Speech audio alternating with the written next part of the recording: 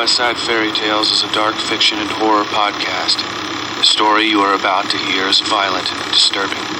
Exercise discretion before listening.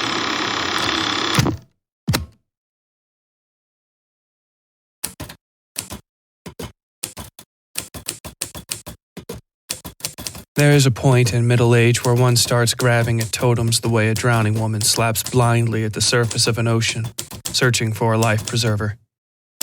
The old cliché is a man buying a boat or a sporty-looking car in search of some lost virility, but I've known more than a few women who have taken up hobbies or arts in much the same way at that age. I'm not a man, not much of a woman, but I am very much middle-aged. For me, it was a typewriter.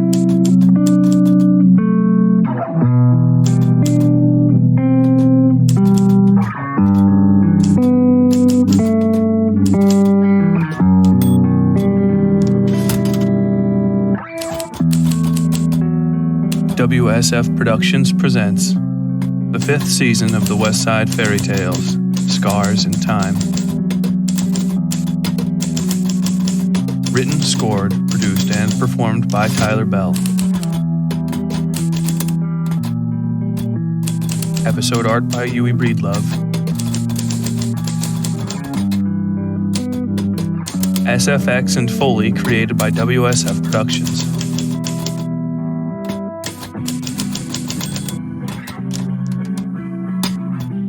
Original audio recorded on location in Sutton, West Virginia, and Louisville, Kentucky.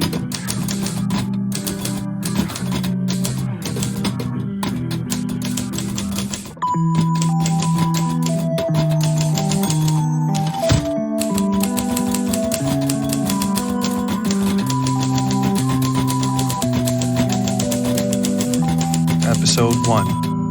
The Visions.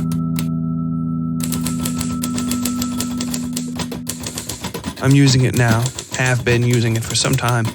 The sound of the thing is almost mad if you've never heard one. Even though I'm sort of old now, I suppose, even in my distant youth, these things were little more than antiques. I learned to type on a neon pink ball of a Macintosh. Even those keyboards, made of heavy, clattering plastic, could never come close to the scissoring maelstrom of the typewriter I'd found. Every press of a key on this thing is an act of creation, swinging forward an oily little knife arm that smacks into the paper and the ink ribbon above, hard enough to dent the sheet. I am, like most writers, not given to a steady flow of words, but rather to torrents and deluges followed by long and echoing silences.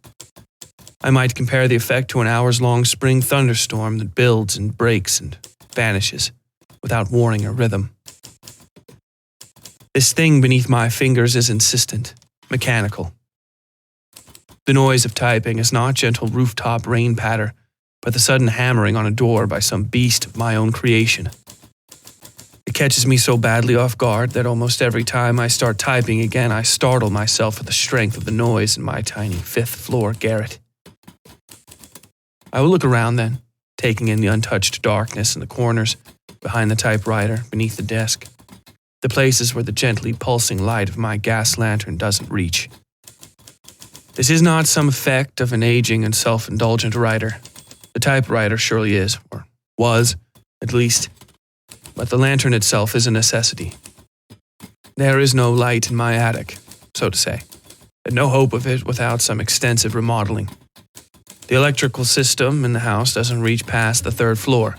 And even though right now I'm writing at what should be around 4 in the afternoon, there is no sunlight to type by. That is, because somebody, hopefully a former owner, but possibly not, covered all 4 of the large picture windows with thick black paint. It's that paint I look at now and then, letting the oily machine heart of the typewriter die for a moment to run my hand over the heavy streaks. The coverage of the paint is absolute. I have been in similar rooms with painted windows, and there is always at least a few errant pinholes that allow the light to bleed through, and the sun is always insistent enough to find them. But not here.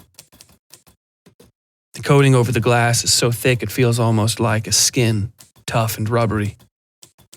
Only the steady, radiant warmth of the sunlight dying against the black bleeds through to my fingers. Even that bit of transferred energy seems frail, but at least it keeps the small room from becoming a midday oven.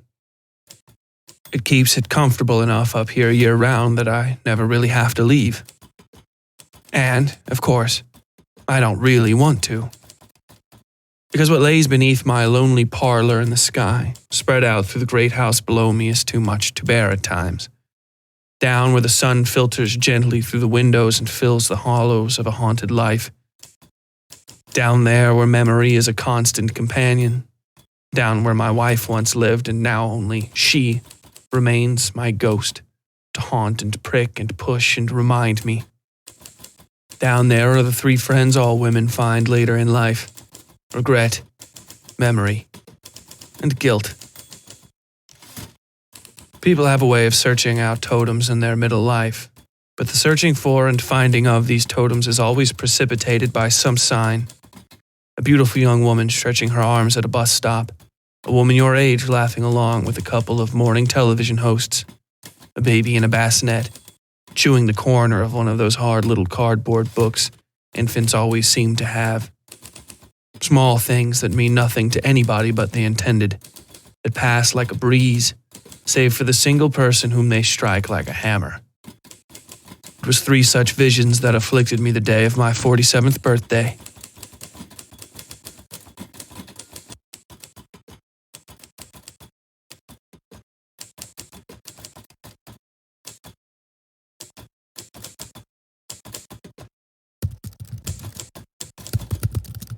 I was in my home office when I heard the footsteps.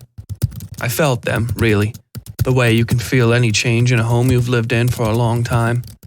They came from the long, carpeted hallway that ran from the foyer and sitting room, passing by the space between the open-plan kitchen with its large central island and the door to my office.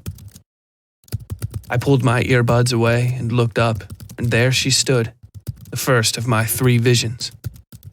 It was a girl in her late teens, just about graduation age, brushing her teeth while her thumb flicked over the smartphone in her right hand. It wasn't the strangeness of this apparition that so badly froze me to my seat, but the rank familiarity of it, as though nothing were wrong at all. I sat still in my seat, watching this young woman brushing her teeth, and waited for something, anything, to break the silence.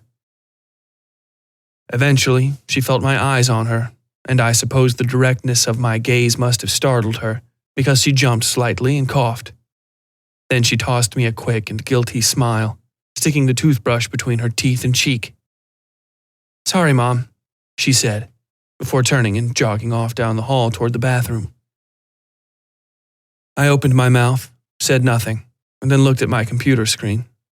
The blank sheet of digital paper had nothing but a title and a few lines of dead text I hadn't yet buried with the delete key. Only the title would survive the cleansing, as it had all the times before. Umbrellas Over the Abyss, the story was called, though I had no idea where it was going or where, honestly, it would even start. The blank sheet grounded me, and for the first time in a long time, I truly felt the full context of that word, grounded, as though I'd been hovering off balance just above the ground and gravity had returned me firmly, if gently, to where I belonged. The feeling spread up to my brain, feeling like a burst of electric light showering down the inside of my skull until I realized I'd been staring at my computer screen so long without blinking that my eyes were clouding from dryness. I muttered something like, "Fuck me," under my breath and stood clumsily enough to bang my thighs hard on the underside of my desk. I hissed and bent over my laptop, rubbing them for a moment before cursing in earnest and heading out into the hall. I walked to the bathroom, only half hunting for this teenaged apparition as I tried to clear a sudden buffet of cobwebs from my head. The air in the hallway had a twisted feeling, as though each slight breeze were a strand of rope strung wall to wall in a sort of net. Passing through them broke the things, and then I was in the closest of our home's 3 bathrooms, running my fingers along the sink basin to check for wetness. Nothing. I sighed and shook my head and washed my face, still feeling the electric tingle along the interior of my skull. I pushed my fingers into the short hair on the back of my head, tracing the patchwork of scar tissue that covered most of my scalp from about the midpoint of my head to just behind my right ear. The hair along those scars, the scars themselves were a memento of a terrible accident when I was 17, grew white and just as thick as the rest of my hair. It made a sort of fishing net pattern on the side and some of the back of my head. The scars there were so tight they stretched the skin of my face slightly, making me look much younger than I am. This is balanced out by the fact that they also make me look perpetually irritated, which makes meeting new people awkward.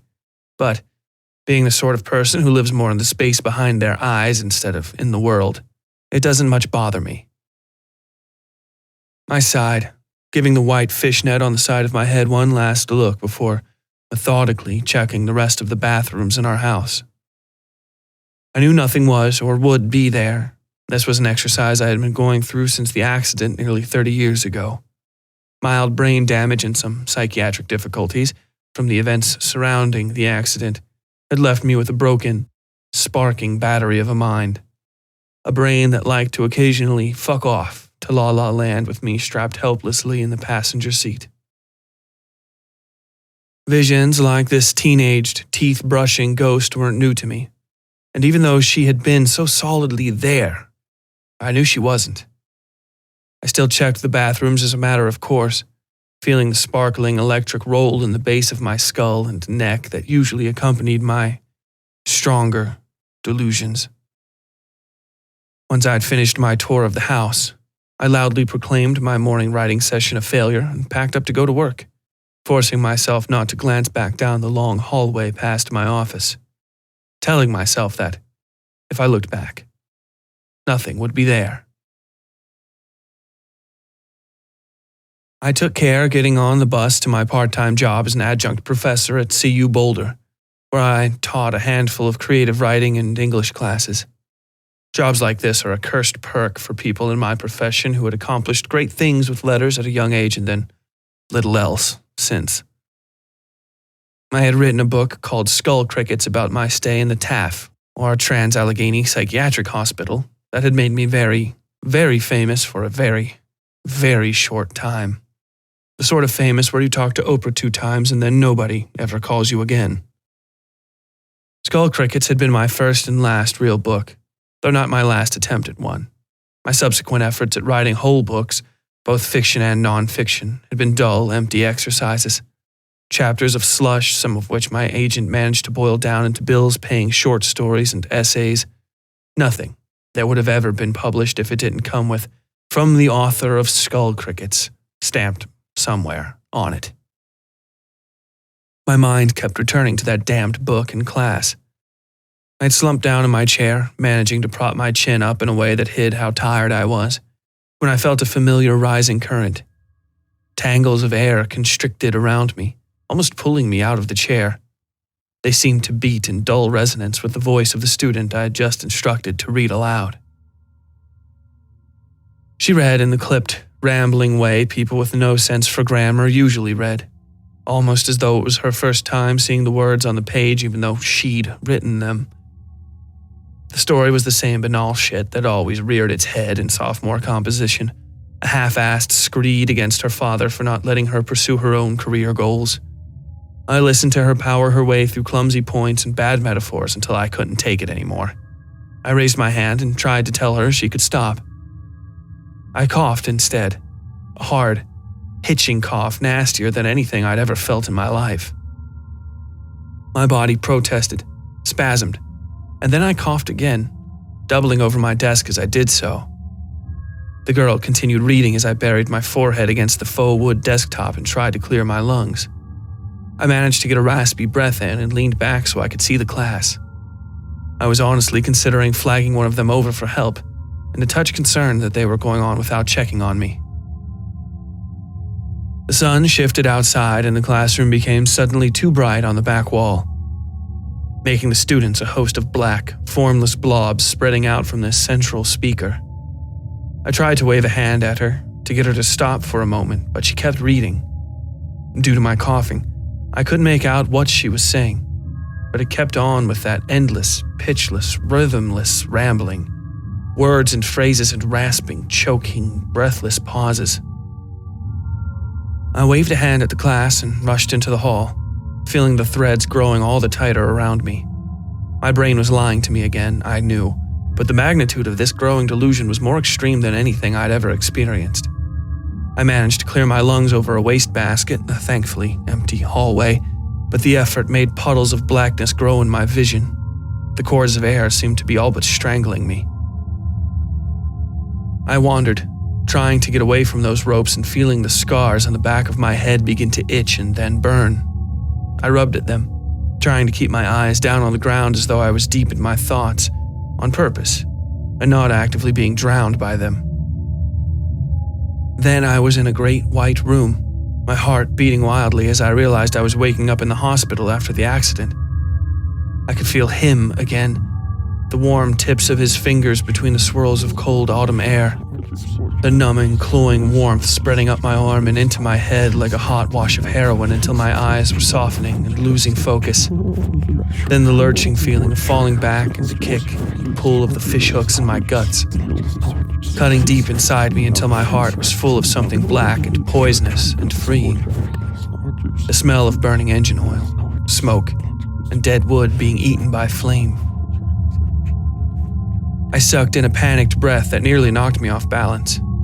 Sweat soaked every inch of my shirt and it clung to my skin. I felt doom, dread, the sensation of drowning you get before breaking the surface of the pool after a deep dive, but now the air remained just out of reach. I swam in my own broken consciousness for a moment before my eyes clarified, and I realized the white room I was standing in wasn't the hospital. The mostly blank walls were one of the university's art displays between installations.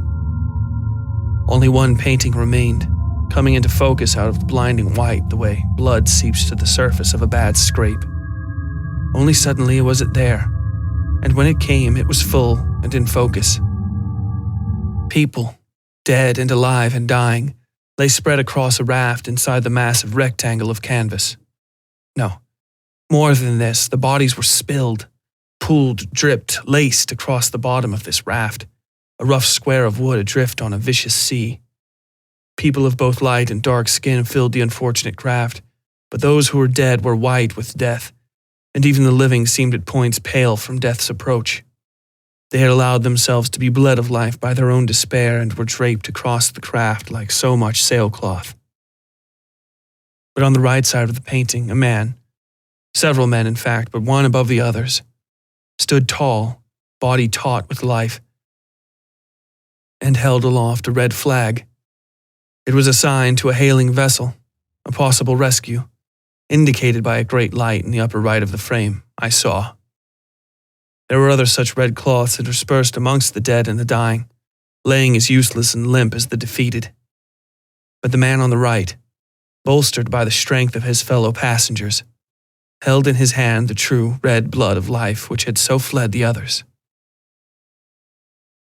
I shivered and felt the electric heat of the vision begin to fade. The tendrils of air dispersed as well, their passing leaving me off balance and bewildered, eyes wandering the floor of the partially finished exhibit. Aside from the sparse display lights, the only illumination was the red exit sign at the far end of the hall. I imagined a small brass placard placed at my feet reading, "Failure, Woman in Flesh and Cloth by Unknown Artist." Every letter was nothing more than a dozen or more whitish cuts into the metal with some poor tool, a discarded screw perhaps. That image faded as well, leaving an electric afterburn, and then I was alone in my thoughts again, walking for the door on unsteady feet. I mumbled class cancellations into my phone on the bus to the hospital, watching the green of the lower foothills pass into the dullish brown of the Flatirons in the distance. I never fell in love with the Rockies and the rest of Colorado's mountains. There was something too jagged and fresh about them, compared to my memories of sprawling Appalachia. The Rockies were better overall mountains, maybe, picture perfect and great for all those mountainside type attractions, the snowboarding and climbing and the like. But in my heart, they were too sparse and too spread out, too treeless and stark. Unlike Appalachia, there seemed to be nowhere to hide in Colorado. No forgotten hollers or dead neighborhoods or lost old mansions hiding up just behind the next tree line. What you saw was what you got, and sure, it was gorgeous. But something was missing. Something I didn't realize until then that I was desperately missing. A lingering feeling of loss that stayed with me into the hospital.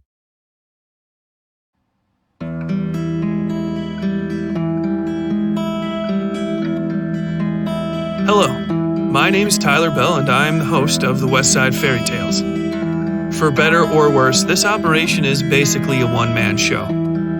I do all the writing, reading, editing, music, and the various other production aspects. Yui Breedlove does all the wonderful episode art you see online. If you're enjoying this episode, please consider compensating us for the experience. Anything, even just $1, lets us know that you believe the Westside Fairytales is content you appreciate. You can donate to our efforts directly through the PayPal link on our website, westsidefairytales.com, or by pledging to support us on Patreon. For just $1 there, you'll get access to these episodes without ads like this, and for $5 or more, you get access to members-only content, including fully produced ebooks of the episodes and behind-the-story lore episodes. And, at $10 or more, we'll start sending you special merch packs and a whole lot of other stuff. The Westside Fairytales is a one-of-a-kind production, and we can't thank you enough for just taking the chance to give us a listen. But odd, off-the-wall, incredibly unique productions like this are self-funded, and, without the generous support of listeners like you, we wouldn't be able to stay on the air. So, please consider keeping great horror independent and supporting the Westside Fairytales today. Thank you, and, as always, stay safe out there. Now, back to our program already in progress.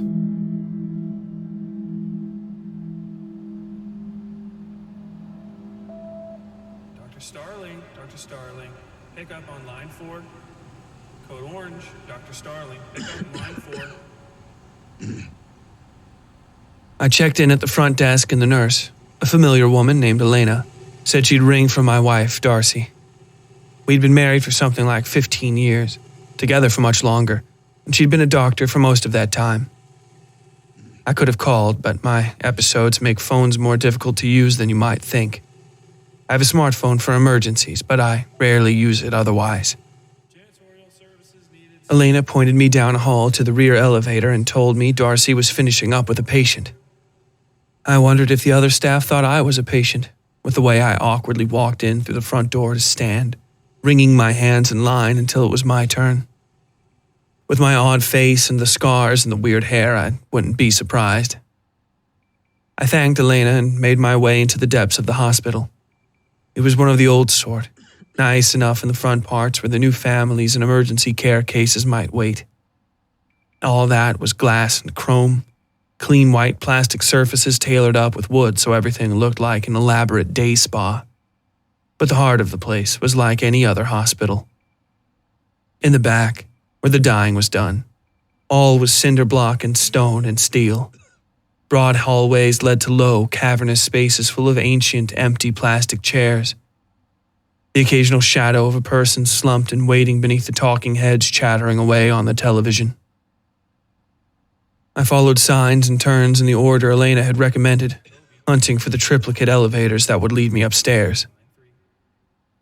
Darcy hadn't always worked here, and I had a bad memory for building layouts. She was a general practitioner, and had taken this job to do some sort of doctor training that would allow her to perform this or that minor surgery, something that needed a certification she would have to pay for out of pocket without taking the job here. She could leave whenever she wanted now, but we had a comfortable life, so we hadn't, choosing instead to settle down in Boulder of all places. "Excuse me," said a tall man in a suit and white doctor's coat. He brushed past me into the elevator, having to duck slightly to clear the doorway.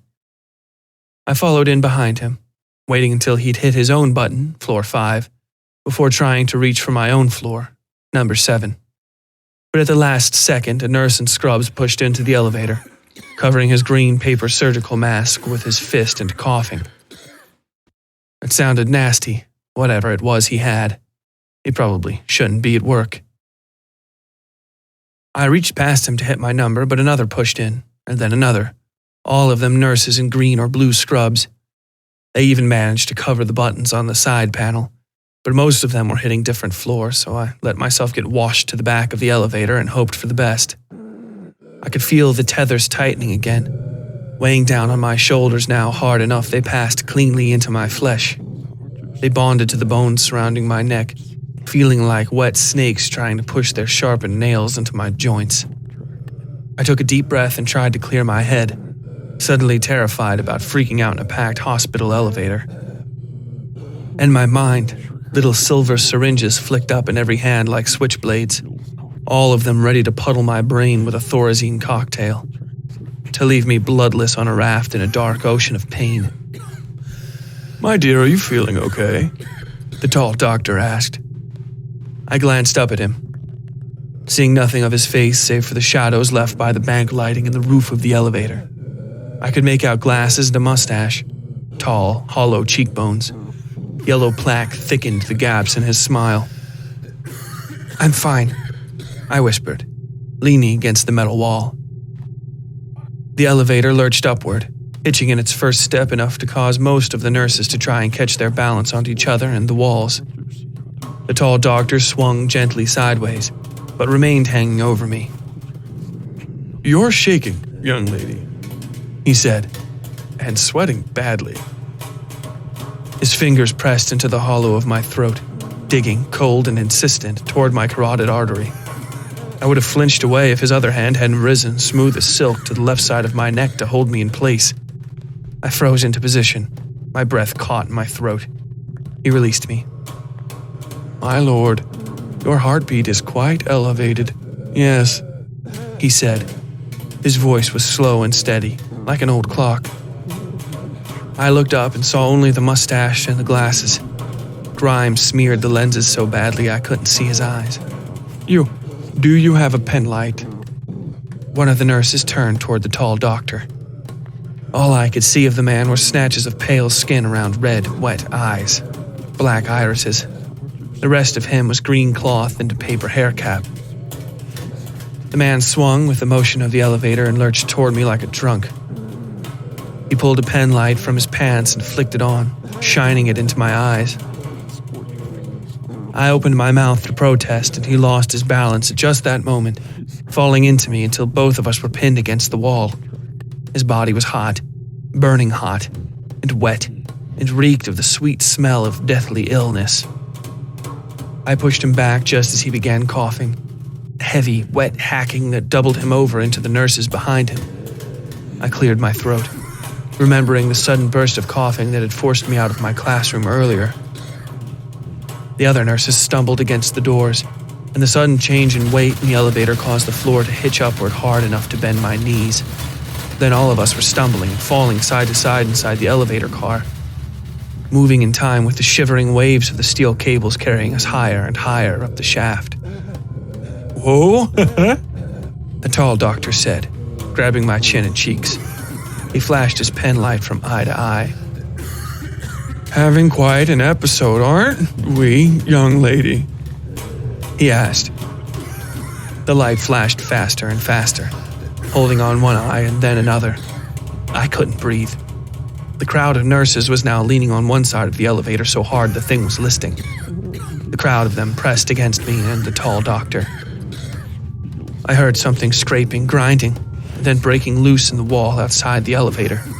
A hot, oily smell, like a roller coaster on a summer day, fought its way into the sickness stench already dominating the elevator car. Then the thing ground to a halt. The doctor turned the light off and stuck it inside his coat, not seeming to have any trouble balancing despite the heavily canted elevator floor. "You're having a panic attack," he said, smiling. His teeth were large and flat. "Quite a terrible one at that." I leaned against the cold wall of the elevator, staring up at the refracted white light in his dirty lenses, the only bit of detail I could piece out of his silhouette now. "You know what they say, though. There's no better place to get sick than at a hospital." "I'm not sick," I said. My voice was weak. Threads of air had gathered all around me, twisting into each other so that I was being wound into a greater strand, an errant piece of something jammed between the fibers of creation. I wanted to vomit. "Oh?" He cocked his head to the side, and I heard a terrible crack in his neck. It was a loud, wet sound that turned my stomach into knots. The elevator door opened, and the crowd of nurses fumbled out into the hallway, all of them coughing or clearing their throats. "I think you might need to be put under observation. Tell me, who are you here to see? I'll have you escorted. We wouldn't want you to fall and hurt yourself." "I'm here for..." I had to take a long breath, clenching my eyes shut before answering. The hand on my shoulder felt real. If nothing else I'd just experienced was, he might be. I thought of Darcy, mouth turned up and worried in that way that I hated. A doctor's practiced sympathy. "I'm meeting my wife. She's a general practitioner here." "Your wife?"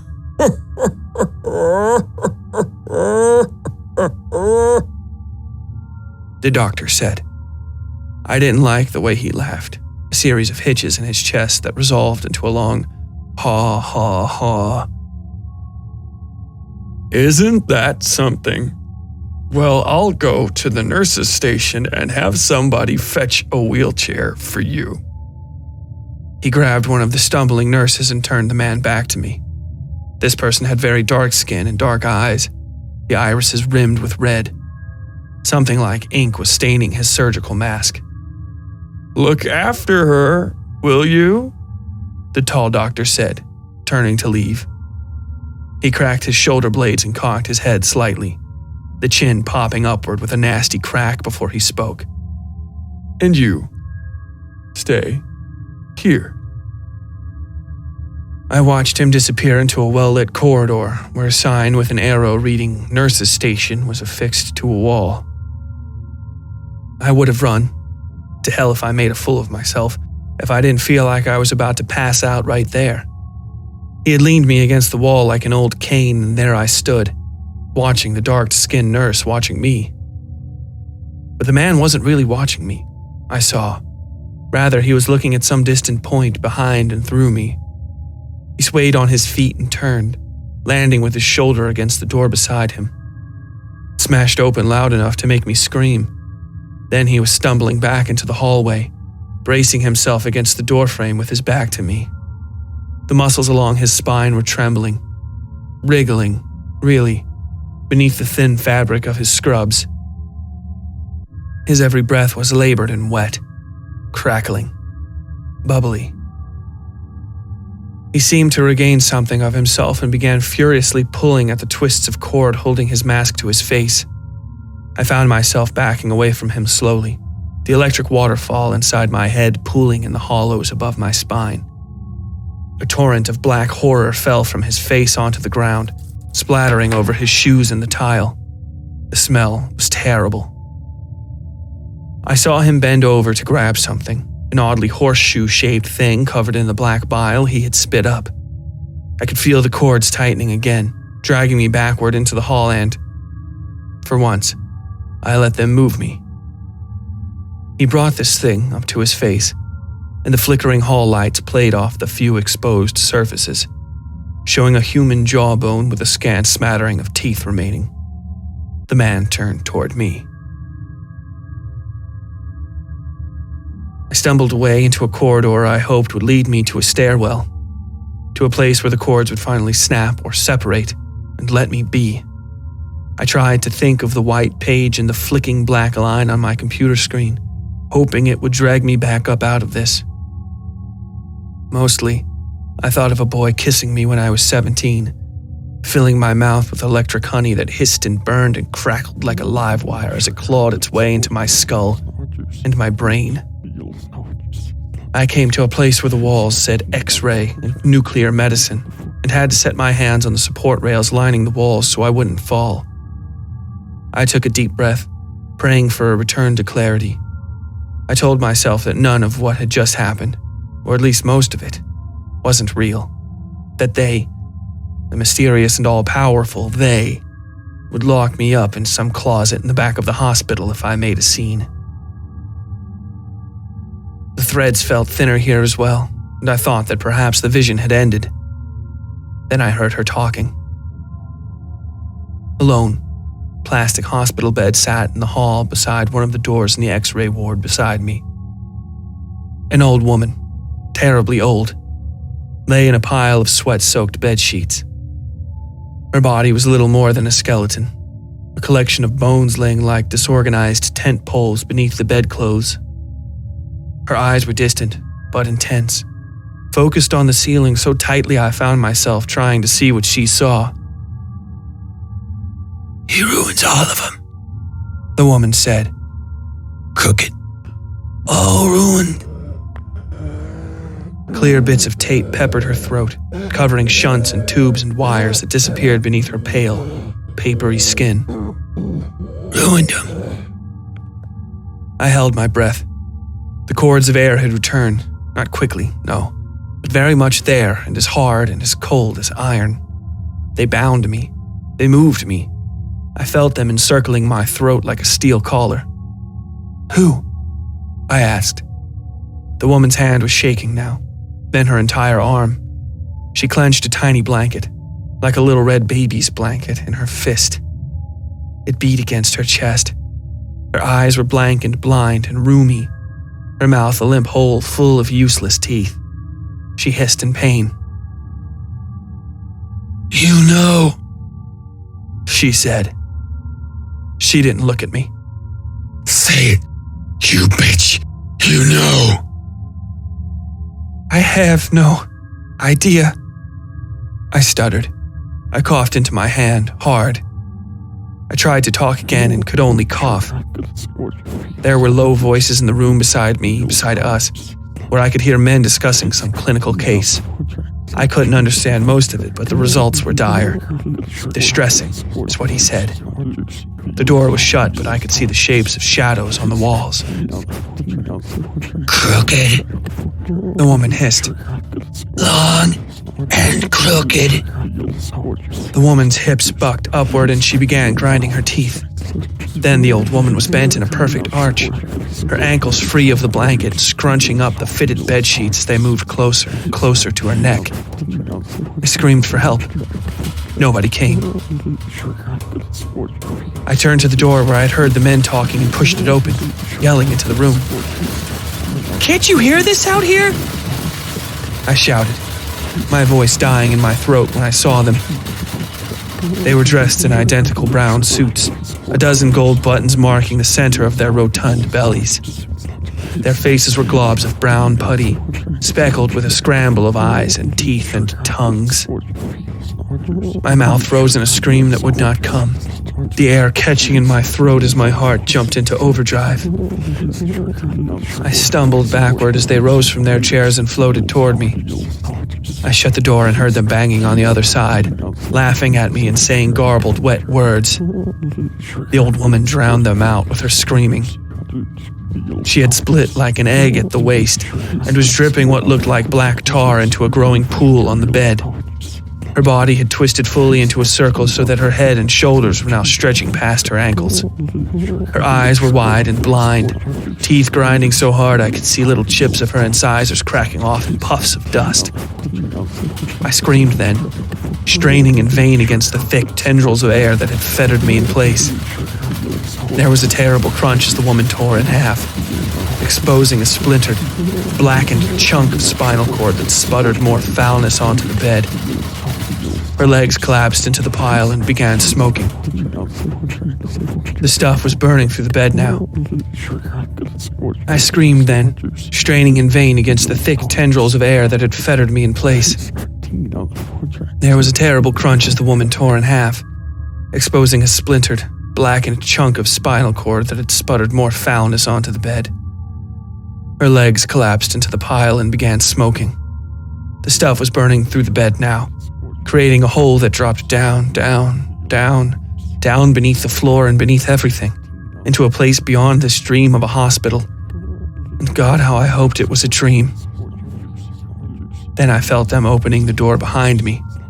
The old woman's torso twisted off the bed and swiped its fingers at me, slashing the air just over my arm with its silvery fishhook fingernails. Her face was split wide open, boiling away to a skull and two great yellow eyes, blind as ever, glowing like the sun. Eyes that shone on me, that blinded me.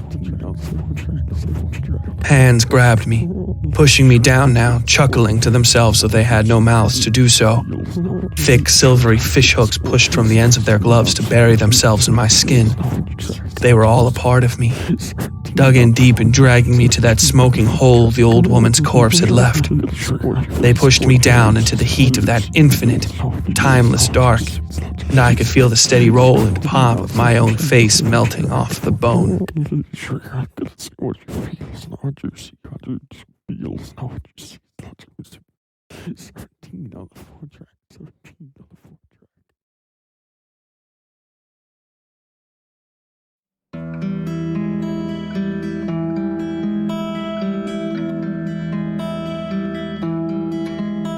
Hey there, Westsiders. Enjoying the program?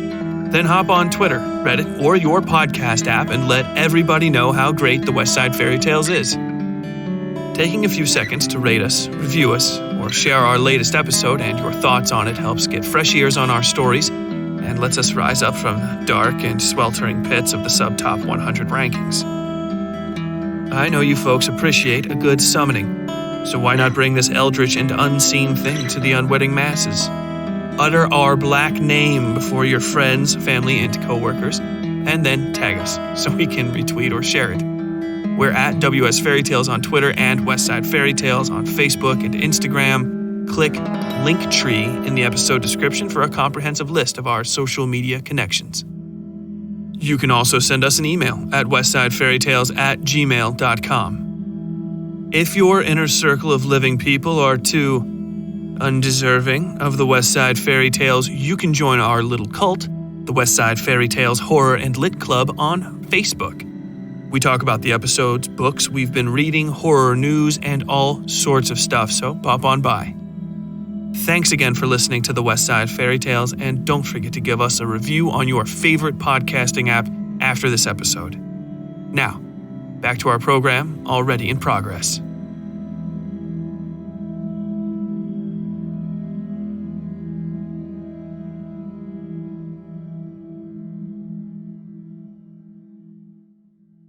Jesus, babe, are you okay? Darcy said, dropping her tuna salad and cleaning a lump of the stuff off her thumb with her mouth. I wasn't breathing. She rushed around her desk to me. My God, Ash! Ash! You aren't breathing, babe! My body was resting in that sparkling infinity between consciousness and unconsciousness. The brain has turned all the feeling off, but the lights are still on. Darcy pressed her lips to mine and blew air directly into my lungs without hesitation. The sudden rush of fresh oxygen burned away the fog of whatever I'd been witnessing. In my mind, I saw a great purple sheet being cleansed of its dye with a bottle of bleach. Darcy backed away from me and kissed me on the forehead, but remained close enough to take a long look into both of my eyes. Then she sat back down in her chair as though nothing had happened. What am I doing here? I asked, looking around her office. It was one of the temporary ones in the general practice ward on the 7th floor. I'd been there a dozen times for different things over the past 5 years. Literally nothing should have put me off about it, but something did. Like there was a layer of dirt on everything I couldn't see or touch, but I could feel in a different way. It made me think of a tall doctor with filthy glasses. I was going to ask you that, Darcy said. Her expression was confused now, though interested. The sandwich was quickly disappearing. You just said hi to me and sat down a minute ago. Next thing I know, you're not breathing and you look like a ghost. She set the sandwich down. Are you having a panic attack? Then, in a softer voice, are you seeing anything that's not there? I opened my mouth to say something. I don't know. But I sobbed instead and nodded my head. It's been Really bad today, Darce, I said. She scooted her chair closer to mine and took my hand in hers, still casually munching on the tuna salad while I told her about the girl in our house, the moment with the painting, and then getting lost in her hospital. She listened to everything closely, clinically, nodding along with sympathy when she needed to. It wasn't anything she hadn't heard before. I'd had bad spots since we'd been together on more than a dozen occasions, and she'd seen me through all of them. It might sound crazy to you, this casually admitting visions and hallucinations and nightmares, if you've never been in love with the casually insane. But it's not so rare as you might think, though even I'd thought it'd be impossible before we met in my mid-20s. Sick people aren't dead until they die, and it's possible to love broken things. It might be the best part of being human, in fact, our ability to love the broken and the damned. Darcy saw me as the former, merely broken, like any of the people who came to her with a hurt leg or a missing finger or shy a bit of thyroxine in their bloodstream. Our relationship was a dance between my need to be independent and my need to be treated, and she led perfectly, and that's why I fell in love with her. Do we need to check you in for a bit? She asked, meaning did I need to go to a psych ward for a little psycho-spiritual R&R. She said it in a reassuring way, though the thought of an inpatient stay hardly set me at ease. Of all the places I'd ever been interned as an official crazy person, only the TAF in Weston was reliably great. I'd done a few days or weeks here and there all across this great nation of ours, and I can tell you firsthand, it's a fucking dice roll the sort of care you'll get when you check in somewhere, even if you've been there before. No, I said, and I meant it. I could feel it. And I'm not the sort of crazy where it's in my best interest not to trust my feelings. In fact, I'm not sure, as you might be, whether I'm actually crazy or not. I certainly felt that way, especially then. Now, even, as I sit in this glowing room of black windows and type on this ancient and clattering typewriter, its arms going like scissors and oil with each letter. But then, despite all I had seen, I didn't feel crazy. I felt trapped, as though the twists of air had somehow bound up the entire western edge of the state and were now sliding like stiff, cold breezes along I-70 and through the national park toward me. I felt like a fish seeing the first invisible currents dancing ahead of the net as it approached, and thinking of that made me run my fingers along my scars. I think I need to go back.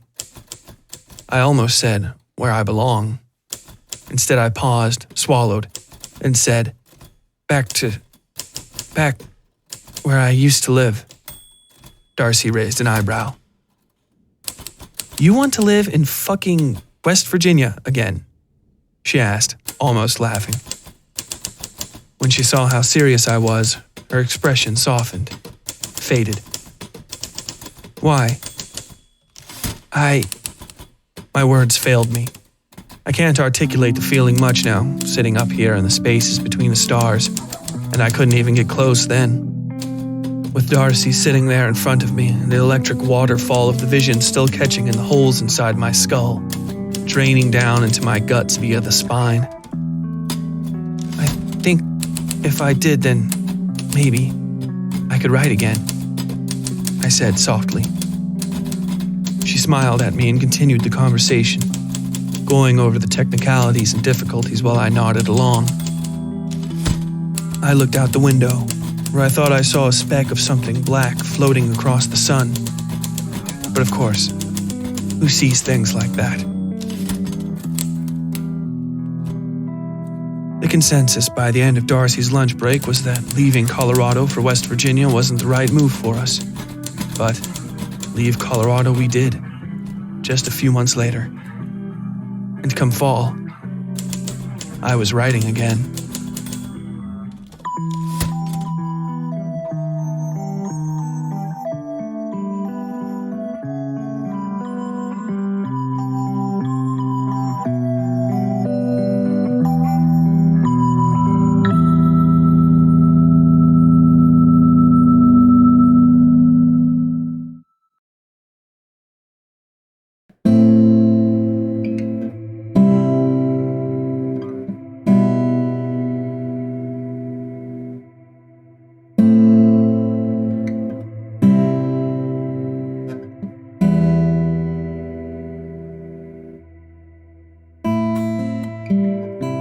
This season, the Westside Fairytales takes you to Gun Cotton, West Virginia, a small, eclectic mountain town where the ever-thickening mists hold untold and horrifying secrets. We join Ash Littletree, now 30 years past the events of our tale, The Umbrella Man, as she journeys back to her home state to escape the funk that has overtaken her in middle age. Once back in West Virginia, however, she'll find the past she thought she'd left behind is still half alive and waiting for her. And this time, she might not escape. The focus of the Westside Fairytales has always been, and remains, on bringing you striking, original, and above all else, well-written horror stories.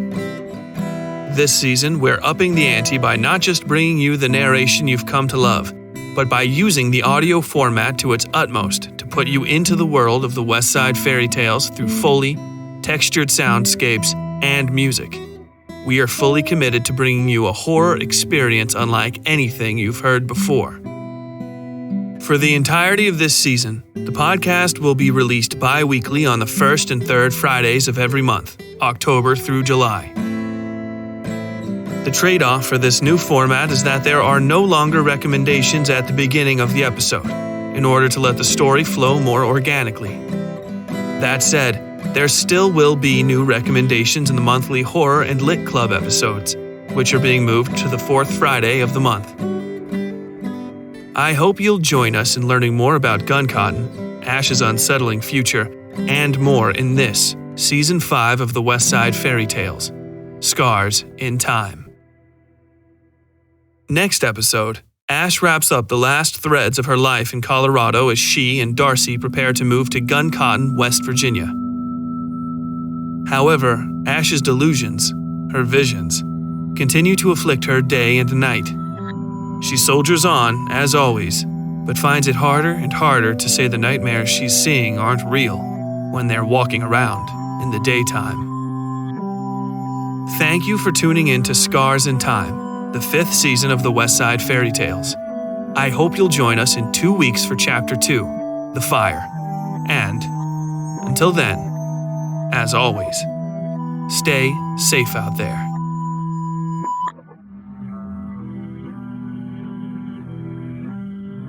The Westside Fairytales is written, read, scored, and produced by Tyler Bell. Original audio filmed on location in Sutton, West Virginia, and Louisville, Kentucky. Engineering and sound design by WSF Productions, LLC. Episode art by Yui Breedlove. All content herein copyright 2020 WSF Productions, LLC.